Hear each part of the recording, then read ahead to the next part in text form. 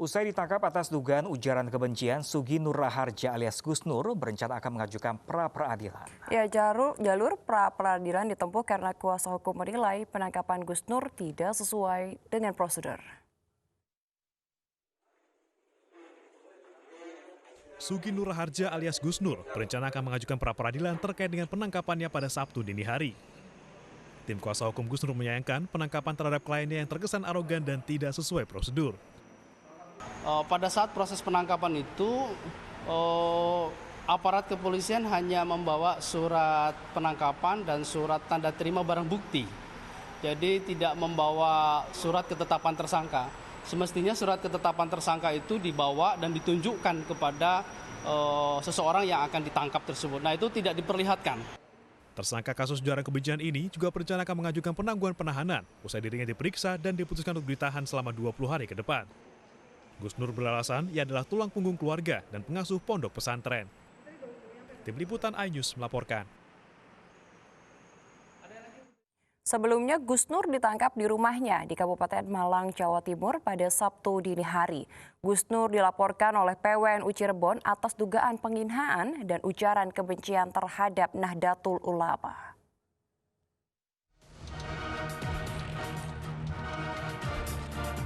Gus Nur ditangkap di kediamannya di Kabupaten Malang, Jawa Timur pada Sabtu dini hari. Ia ditangkap oleh Barreskrim Polri usai dilaporkan PWNU Cirebon atas dugaan penghinaan dan ujaran kebencian terhadap Nahdlatul Ulama. Polisi pun menggeledah rumah Gus Nur untuk mencari barang bukti tambahan. Saat ditangkap, Gus Nur mengaku sudah memperkirakan bahwa ucapannya dalam podcast bersama Refli Harun akan membawanya ke jalur hukum.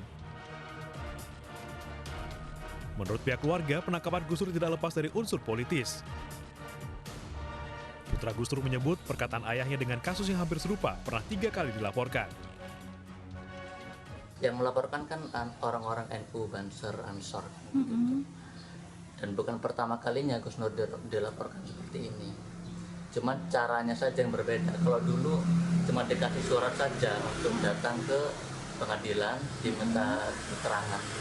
Dengan klien sekarang langsung didatangkan ke rumahnya, langsung dikasih surat penangkapan, penggeledahan, dijemput langsung dibawa ke Jakarta, langsung gitu.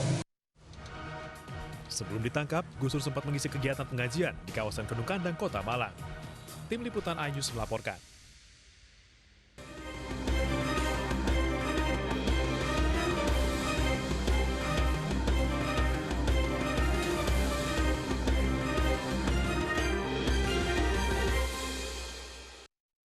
Ya, pemirsa, pasangan calon bupati dan wakil bupati Kabupaten Semarang dilarang membawa massa pendukung ketika debat pada 10 November mendatang. Selain menerapkan protokol kesehatan secara ketat, KPU juga tengah menyiapkan materi debat dengan menggali informasi dari seluruh dinas dan masyarakat.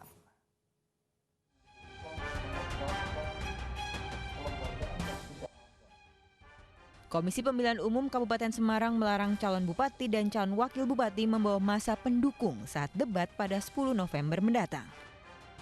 Selain itu, debat calon bupati dan calon wakil bupati Kabupaten Semarang akan menerapkan protokol kesehatan secara ketat. Massa pendukung hanya dapat menyaksikan proses debat lewat siaran langsung televisi. Hanya diikuti pasangan calon, berarti kalau di Kabupaten Semarang ada 2 pasangan calon, ada 4 orang. Masing-masing pasangan calon hanya boleh membawa 4 orang. Berarti kalau 2 pasangan calon berarti hanya 8 orang, ditambah 2 pasangan berarti 12 orang. Bawaslu 2 orang berarti 14, ditambah komisioner KPU 5 orang, hanya 19 orang. Debat Pilkada Kabupaten Semarang 2020 hanya digelar 1 kali, sehingga setiap paslon wajib memberikan solusi terkait segala permasalahan dan isu yang dilontarkan oleh panelis. Dari Semarang, Jawa Tengah, Muhammad Taufik, iNews melaporkan. Sementara itu, pemirsa, KPU Kota Medan terus melatih petugas pemungutan suara untuk merekap hasil pemilihan dengan cara cepat di tingkat PPK. Pelatihan ini untuk meningkatkan kemampuan petugas guna menghemat waktu penghitungan di tengah pandemi COVID-19. Nah, ini kan sifatnya simulasi. Puluhan panitia pemilihan suara tingkat PPK mendapat pelatihan sistem informasi rekapitulasi atau Sirekap di TPS untuk pemilihan wali kota dan wakil wali kota Medan 2020.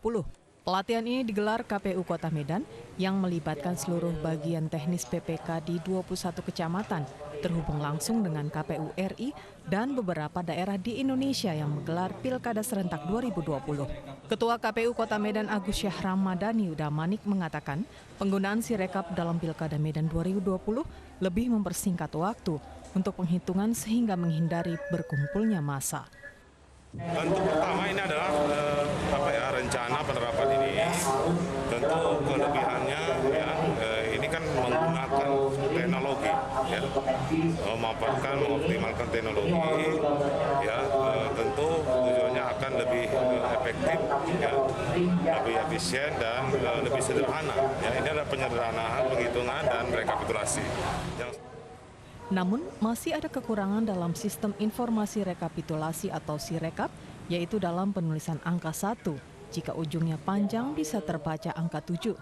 Begitu juga dengan penulisan tanda silang. Jika garis silang yang ditarik tidak penuh, maka bisa terbaca menjadi angka 3. Dari Medan, Said Ilham, iNews melaporkan.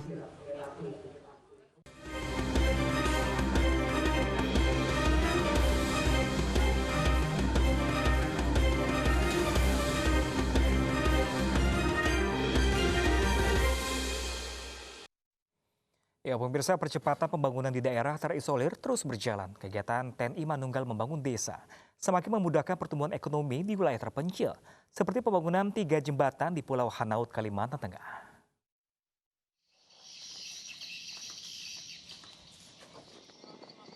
TNI Manunggal Membangun Desa atau TMMD reguler ke-109 Kodim 1015 Sampit berlangsung di Kecamatan Pulau Hanaut, Kabupaten Kota Waringin Timur, Kalimantan Tengah.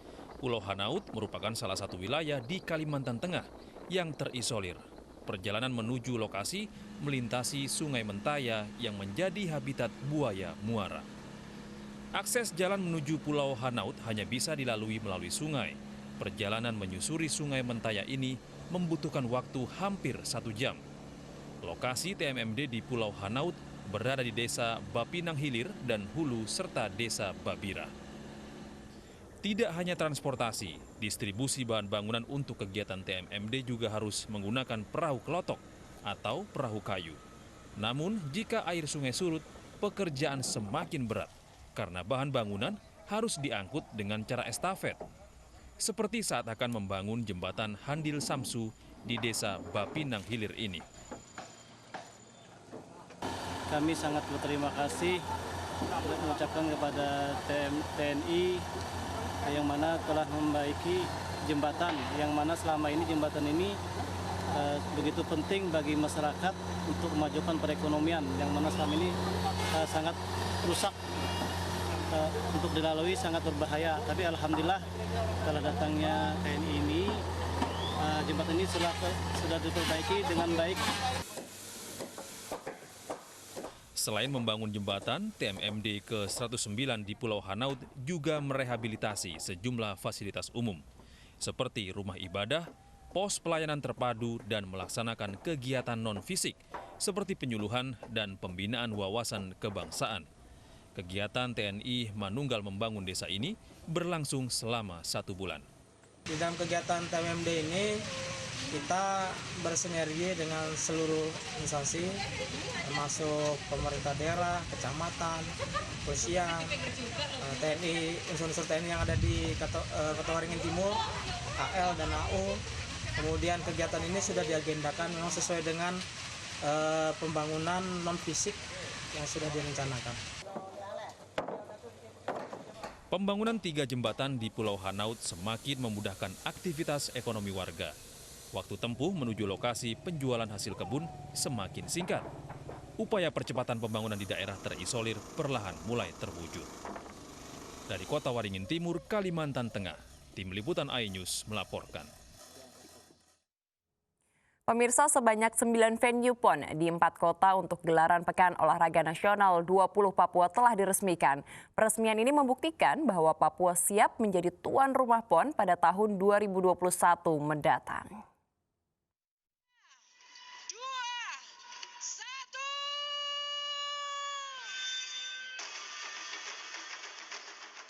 Peresmian 9 venue PON 20 dipimpin langsung oleh Gubernur Papua Lukas NMB yang merupakan Ketua Umum PB PON 20 Papua. Peresmian ini digelar dengan berbeda. Acara disiarkan secara virtual dengan menerapkan protokol kesehatan. Peserta yang ingin menyaksikan langsung pun dibatasi dan wajib mengenakan masker serta menjaga jarak. Walaupun kita dihalangi dengan virus corona, tetapi itu tidak mengurangi semangat kami sebagai tuan rumah. Kami terus kerja untuk memastikan kepada semua tamu kita akan hadir di Papua bahwa mereka harus hadir dengan senyum dan kembali pun dengan senyum. Dan itu yang harus kami lakukan sebagai tuan rumah, harus kita pastikan bahwa kita akan sukseskan PON 2021 di mana pemerintah memberikan kepercayaan, negara memberikan kepercayaan kepada rakyat Papua. Rakyat Papua harus bisa sukseskan PON 2021. PON 20 Papua seharusnya digelar pada tahun ini. Namun karena pandemi COVID-19, gelaran harus diundur 1 tahun, yakni 2 hingga 14 Oktober 2021 mendatang. Kondisi ini dimanfaatkan tuan rumah untuk memaksimalkan persiapan, termasuk pembangunan lokasi pertandingan. PON 20 terbagi menjadi 4 klaster, meliputi Kota Jayapura, Kabupaten Jayapura, Timika, ditambah 1 klaster penyangga, Merauke. Ada 37 cabang olahraga yang akan dipertandingkan. Dari Jayapura, Papua, Cornelia Mudumi, Freddy Nuboba, iNews melaporkan. Pemirsa, malam puncak Kilau Raya MNC TV ke-29 berlangsung meriah meski digelar dengan penerapan protokol kesehatan ketat. Ya, di usianya yang ke-29, MNC TV berkomitmen akan terus menghadirkan tayangan edukasi dan menyajikan informasi serta hiburan berkualitas. MNC TV tahun 2020 ini genap berusia 29 tahun. Peringatan ulang tahun TV milik MNC Group ini pun berlangsung meriah. Dibalut dalam gelaran Malam Puncak Kilau Raya MNC TV 29, rangkaian acara diisi penampilan artis-artis lintas usia dengan berbagai genre musik. Hadir langsung dalam acara ini Eksekutif Chairman MNC Group Haritanu Sudibyo dan Eksekutif Chairwoman MNC Group Liliana Tanu Sudibyo. Saya rasa perjalanan MNC TV sangat luar biasa ya. Jadi saya teringat pertama kali memproduksi talent search KDI tahun 2003, langsung melejit ya dari bawah kemudian menjadi TV papan atas, dan saya bersyukur dengan kawan-kawan karena mampu mempertahankan tentunya prestasinya.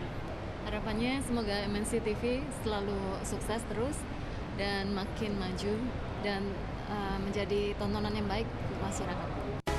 Kilau Raya MNC TV 29 yang digelar dengan protokol kesehatan ketat menjadi bentuk apresiasi dan makin mendekatkan MNC TV dengan pemirsanya.